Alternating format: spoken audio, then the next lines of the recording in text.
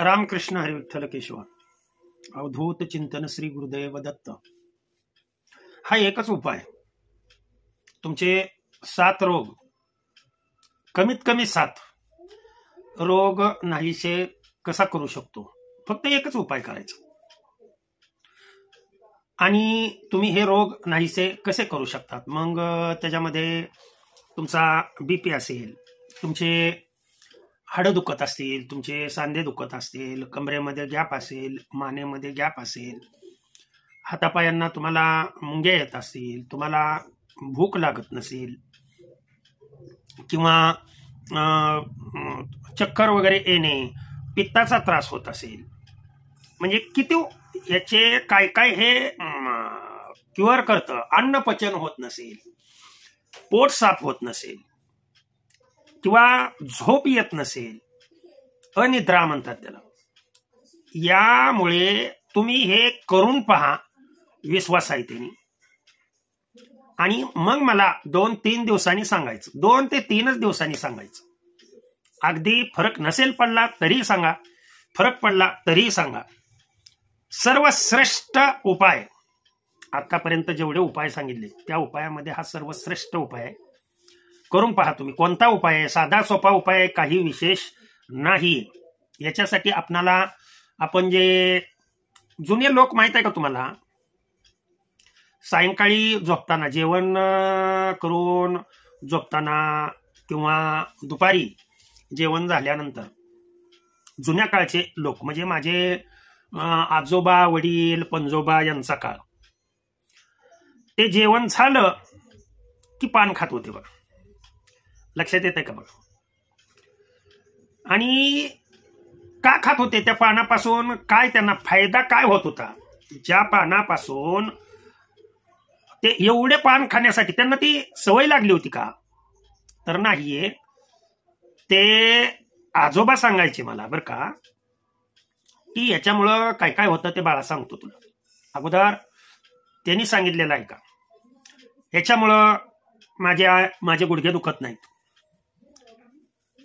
माझे कुठलेही कितीही फिरलो तरी मी माझी पाठीचा कणा किंवा मला लघवीला त्रास होत नाही, मला भूक वेळच्या वेळेला लागते, हातापायांना मुंग्या येत नाहीत, किंवा काम करण्यासाठी उत्साह राहतो, सकाळी पोट साफ होतं।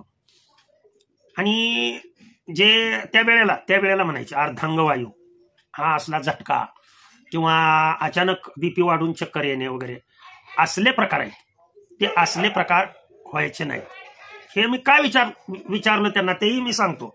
म्हणजे हे सगळे आजोबाचे अनुभवाचे बोल आहेत, लक्षात ठेवा। तुमच्या लक्षात येईल की हा जो उपाय त्यावेळेला मध असं काय ह्याच्यामध्ये मिळत नसत।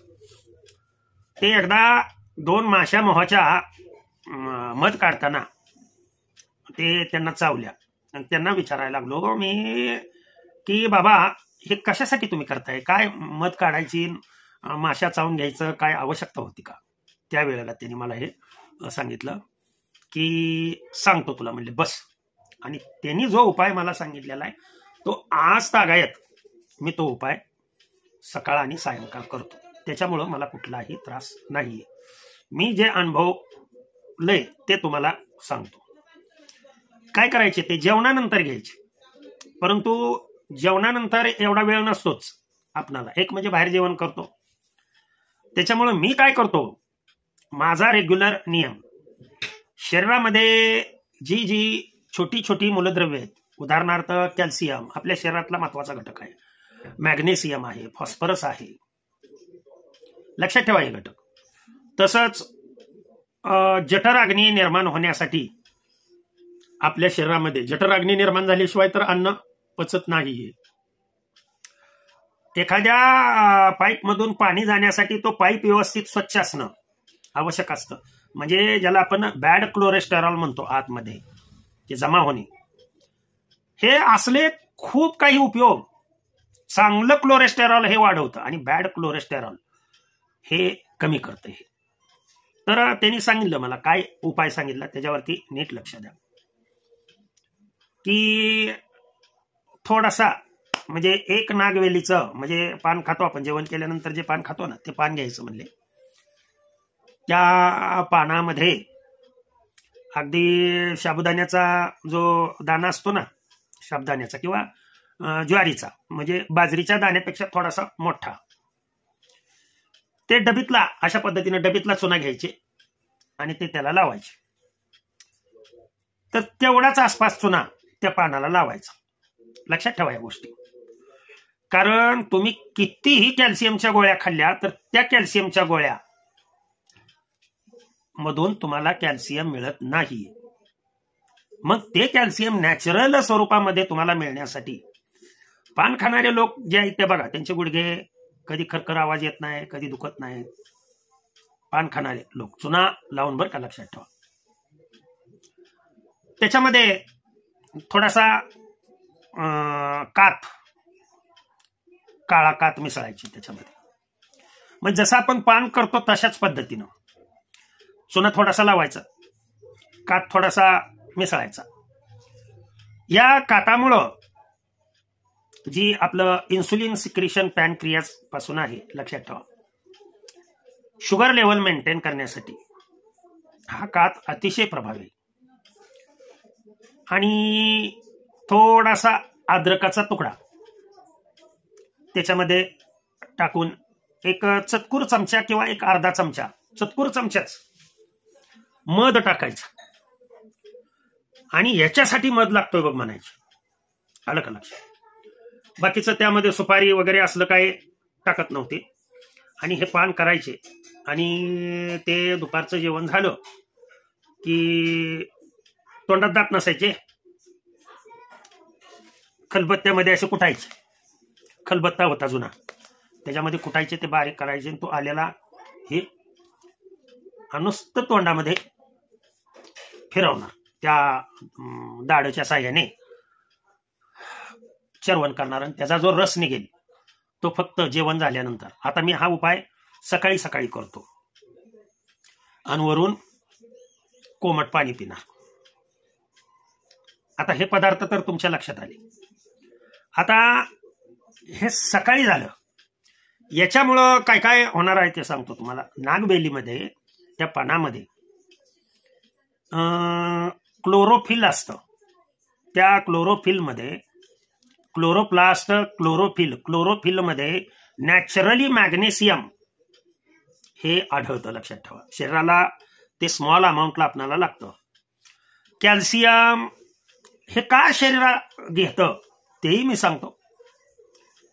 ज्या वेळेला आपण त्या पानाचं तोंडामध्ये चर्वण करतो त्यावेळेला लाळ रस त्याच्यामध्ये मिसळला जातो. आणि लाळ मिश्रित कुठलाही पदार्थ तुम्ही जर पोटामध्ये गेला तुमच्या, तर तो शरीराकडून ताबडतोब ऍब्सॉर्ब केला जातो. मग ते कॅल्शियम, नॅचरली कॅल्शियम मिळायचं. आलं का लक्षात. किती 85-86 वय होतं त्यांचं. म्हणजे हे तुम्हाला जवळजवळ मी माझ्या मते 76-77 चा कालावधी सांगतो, लक्षात ठेवा. त्यावेळेला साधारण माझं वय जे आहे ते 16-17च्या दरम्यान असेल. त्यावेळेची गोष्ट मी तुम्हाला सांगायला. हे सकाळी खायचे आणि सायंकाळी काय खायचे ते मी सांगतो तुम्हाला. जेवण झाल्यानंतर, सायंकाळी जेवण झाल्यानंतर पान घेणार, तसंच स्वच्छ दोन्ही बाजूनी पुसून घेणार. ताजी ताजी पानं असणार, जास्त हिरव्या रंगाची पानं, परिपक्व झालेली पिवळ्या रंगाची पानं नाही, पूर्ण हिरवं पानं असलं पाहिजे. त्या पानामध्ये थोडंसं लसूण 2 कुड्या, कमीत कमी 1 कुडी तर टाकायची असते. सकाळी खायचे नाहीत म्हणायचं ते, कारण दिवसभर तोंडाचा तसाच वास येतो. म्हणून ते सायंकाळी लसूण टाकायचे त्याच्यामध्ये. याच्याबरोबर आपली जी काळी मिरी आहे, त्या काळ्या मिरीचं त्याने कुठून त्या खलबत्त्यामध्ये कुठून चूर्ण ठेवलेलं असायचं. आणि सायंकाळी थोडीशी सुंठ पावडर वापरायची ते त्याच्यामध्ये. ह्या गोष्टी इतक्या महत्वाच्या होत्या, मला आत्ता कळते की त्याचा किती उपयोग होतोय. आणि मध मात्र सकाळी थोडाच वापरायचे, पण संध्याकाळी अर्धा चमचा मध घ्यायचे सायंकाळी, आणि ते व्यवस्थितरित्या, त्यांना डायबिटीस वगैरे असला काय प्रकार नव्हता, लक्षात ठेवा. हे डायबिटीस वगैरे हे अलीकडं येतं का लक्षात. साधारण 70च्या 80च्या पूर्वी कुठं भारतात एखादा पेशंट सापडायचं, कारण 250च्या आसपास शुगर लेवल त्यावेळेला ठरली. जशी शुगर लेवल कमी करत आणली तशी डायबिटीसचे पेशंट पटापटा पटापटा सापडू लागले. मग हे सायंकाळी करायचे, आणि सायंकाळच्या वेळेला ते पांढरा कात वापरायचे. सकाळी काळा कात वापरायचे आणि सायंकाळी ते पांढरा कात वापरायचे. मी त्यांना विचारायचो,